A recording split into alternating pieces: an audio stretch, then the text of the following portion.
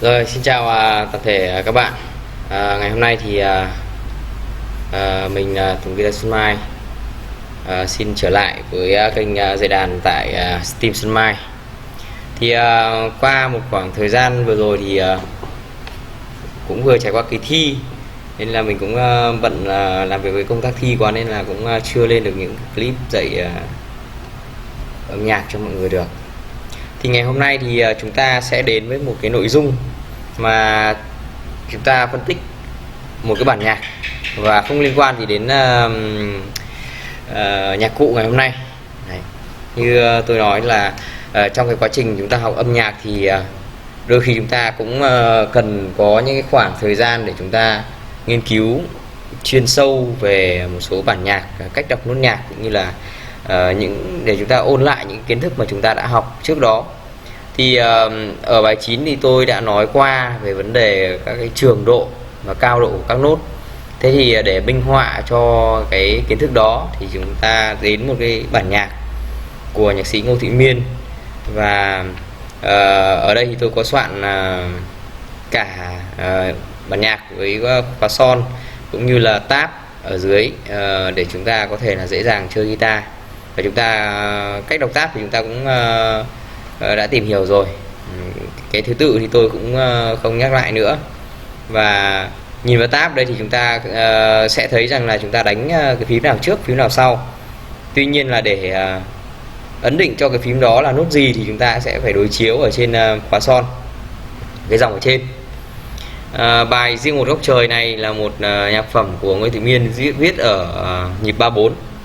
Thế thì cũng xin phép tác giả là cho tôi được biên soạn lại cũng như là ghi lời để trình bày cho học viên nắm bắt được một số các kiến thức liên quan đến nhạc lý.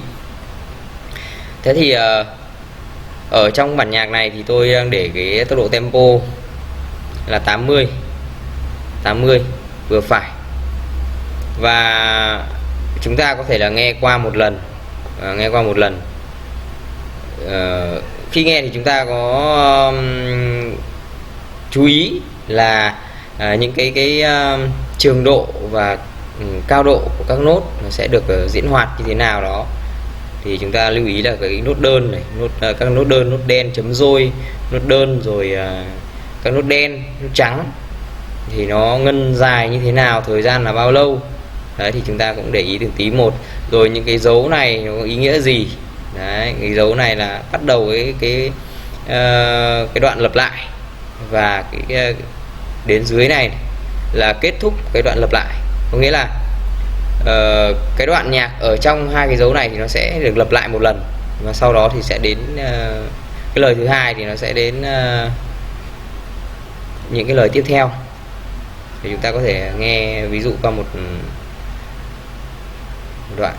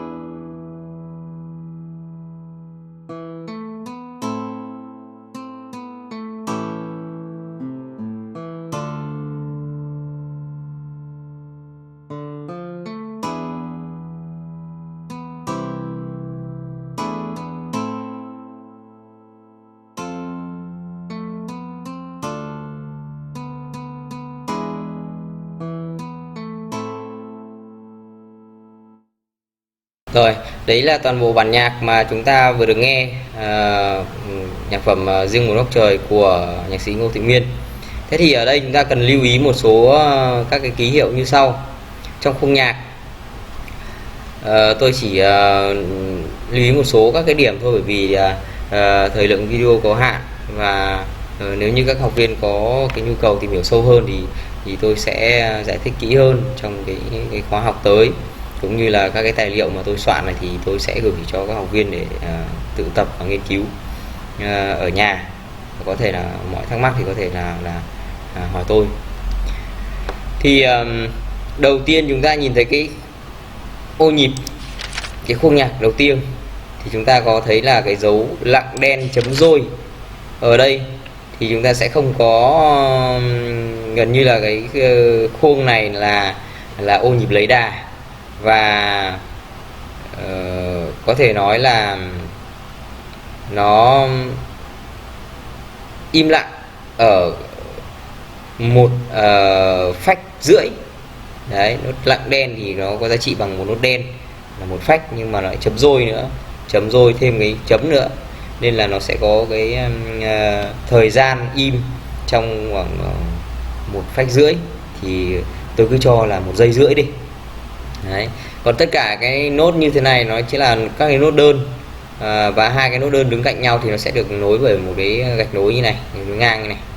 Đây là nốt đen chấm dôi. Đen chấm dôi thì nó có cái giá trị cường độ là 1 phách rưỡi, nhưng mà nó vang lên thành âm thanh, chứ nó không im lặng như là cái dấu lặng này. Đấy, dấu lặng này khi tôi kích vào đây thì nó sẽ không có cái âm thanh vang lên, nhưng mà dấu đen mà chấm dôi này, nốt đen chấm dôi này thì nó sẽ có cái cao độ của nó và nó sẽ vang lên âm thanh. Đấy. Thì tương ứng với nó thì ở dưới này tôi có soạn cái tab, thì nó tương ứng với là cái nốt đố này, nó chính là ở phím 1 của dây 2. Đúng không? Chúng ta so trên cần đàn thì chúng ta sẽ có là ở phím 1 ở dây 2 nó chính là nốt đố. Tương tự ở đây chúng ta thấy nốt mi. Nốt mi nó sẽ nằm nốt mi này nó sẽ nằm ở phím 2 của dây 4. Đấy, phím 2 dây 4. Và ở đây có một điều lưu ý, đó là chúng ta nhìn thấy ở cái phần về bên dòng suối mơ, và cái từ mơ này này, mơ này, tôi sẽ cho chạy từ nốt này.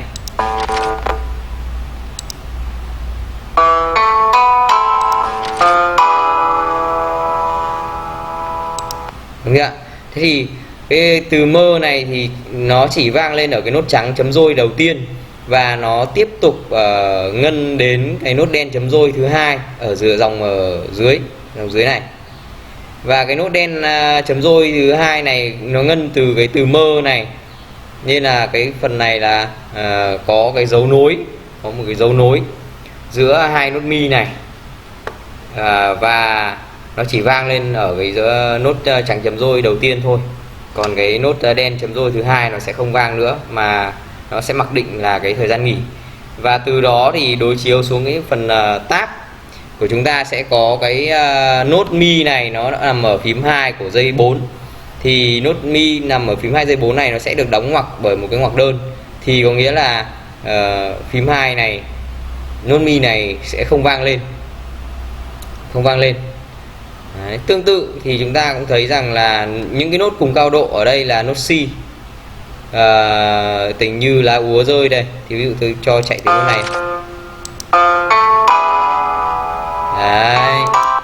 Thì là úa này, thì úa thì ngân dài từ cái nốt C trắng cho đến nốt C đen. Và úa này nó sẽ được ngân dài như vậy, chứ không từ rơi này nó sẽ rơi vào cái nốt này cơ. Đấy. Nốt la. Đây tôi sẽ gõ lại cái từ rơi này. Nó từ rơi này nó phải rơi vào nốt la này.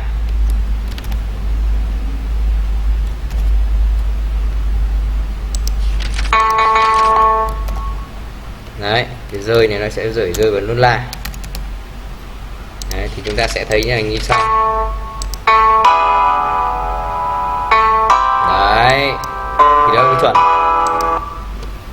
Thì rõ ràng là khi những cái nốt ví dụ như là nốt rê, ở đây là nốt rê, nốt trắng chấm rôi, nó sẽ ngân dài cái từ xưa này từ nốt trắng chấm rôi cho đến nốt đen chấm rôi thứ hai. Có nghĩa là đến cái nốt đen chấm rôi thứ hai này là chúng ta không đánh nữa, mà chúng ta sẽ ngân dài chỗ này nốt trắng là 3 phách, cộng thêm ở chỗ này 1 phách rưỡi nữa, như vậy là chúng ta sẽ có 4 phách rưỡi. Tôi cứ cho rằng là cái từ xưa này sẽ ngân dài là 4 giây rưỡi, giả sử như vậy. Và tương tự thì chúng ta đối chiếu xuống cái phần tab này thì chúng ta thấy là cái nốt rê này thì nó sẽ là ở phím 0, có nghĩa là dây buông của dây 4. Thì cái phím 0 của cái nốt đen chấm rôi này nó sẽ được nằm trong ngoặc đơn, có nghĩa là nó sẽ là âm câm và không chơi cái nốt này. Đấy. Một lưu ý là như lúc đấy là tôi trình bày bản nhạc thì tôi cũng đã lưu ý rằng là cái ký hiệu mà gạch đen và có 2 cái chấm đen này là cái giới hạn dưới, và ở trên này thì cũng có là cái ký hiệu gạch đen và 2 chấm đen này là giới hạn trên, có nghĩa là cái khung này sẽ được lặp lại, những cái đoạn nhạc ở trong cái 2 ký hiệu này sẽ được lặp lại một lần, Đấy. Và bắt đầu từ lời thứ hai thì chúng ta sẽ có đoạn nhạc sẽ được chạy tiếp, và đây là ký hiệu đoạn 2 được chạy tiếp từ đến mưa vẫn mưa rơi, thì là em đã xa xôi tôi vẫn chơi, thì đến cái nốt này thì nó nhảy xuống đoạn 2 là chơi vơi luôn. Đấy, từ đây